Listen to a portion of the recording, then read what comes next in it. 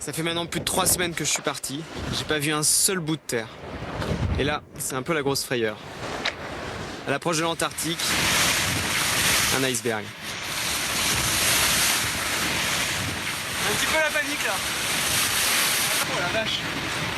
Je pensais pas du tout en voir ici. C'était clair normalement.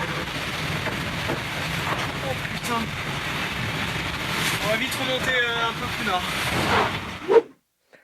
Et ça, c'est en 2017, c'est ton tour du monde en solitaire, hein, François. Ouais, toujours Et là, sur ce record. raconte-nous ça où tu Ben, vois cet iceberg, c'était pas prévu au programme? non, alors évidemment, on est dans une zone où il peut y en avoir.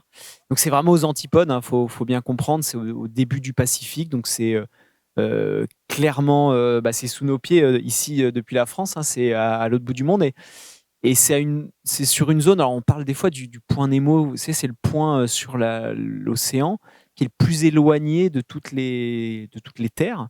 Et là, j'étais pas très très loin de ce point, mais en fait, j'étais entre ce point et l'Antarctique. Donc grosso modo, la côte la plus proche était l'Antarctique. Il n'y a pas beaucoup de moyens de sauvetage en place.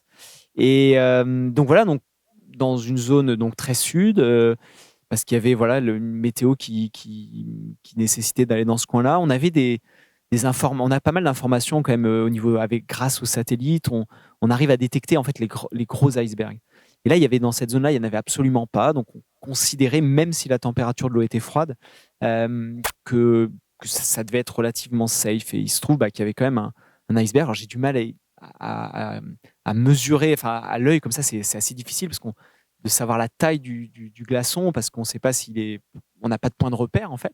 Mais grosso modo, c'était quand même un gros morceau de glace qui devait faire un petit peu moins de 100 mètres, donc quelques tonnes. Et c'est vrai que c'est pas un moment très très très facile parce que à ce moment-là, le bateau va vite.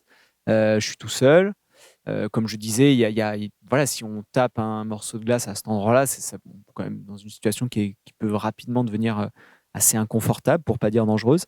Mais Et moi, j'ai vu la vidéo parce que là, on a l'extrait sonore, et j'ai vu la vidéo. Et sur la vidéo, j'étais vraiment marqué parce que tu es effrayé. C'est-à-dire que j'ai l'impression que tu réalises que si tu croises cet iceberg de nuit, tu sais ce qu'il aurait pu se passer en fait. Tu réalises ça, à ce moment-là, le danger. ouais, je pense qu'en effet, le fait de le voir, parce que même si tu le sais, qu'il peut y avoir, on parle voilà, de potentielles rencontres, etc. Mais c'est vrai qu'au moment où tu le vois, ça te surprend. Alors, celui que tu vois, quelque part, il n'est pas dangereux, tu l'as identifié. Par contre, ce qui est dangereux, c'est tous les petits rollers, donc les morceaux de glace qui peuvent s'en détacher, ou s'il y en a un, quelque part, tu te dis, il peut y en avoir un deuxième, quoi.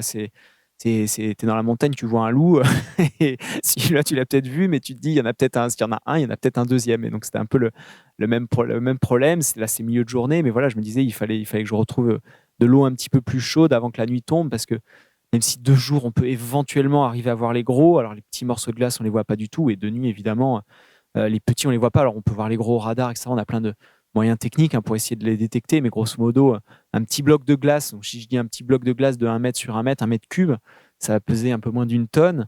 Voilà, si on rentre dedans, et ça, c'est absolument, mais on peut pas le voir. Mais si on a l'étrave du bateau à la vitesse où on va, on peut pas les voir. Et ça peut, mine de rien, générer des dégâts quand même assez importants. Donc, oui, non, là, je suis inquiet, ouais, à ce moment-là, je suis inquiet parce que voilà, je me dis, bah mince, c'est pas ça qui était prévu, et il faut vite qu'on retrouve de l'eau un peu plus chaude. Et ce qui est assez paradoxal, c'est grosso modo, dans les heures qu'on suivit, j'ai orienté ma route plus nord pour aller chercher de l'eau. Donc, vu qu'on est dans l'hémisphère sud, pour aller chercher de l'eau un petit peu plus chaude. Et par contre, j'ai fait qu'accélérer, quoi, parce qu'il fallait vite sortir de cette zone qui n'était pas très, très, très rigolote. Planète Lisa sur France Bleu.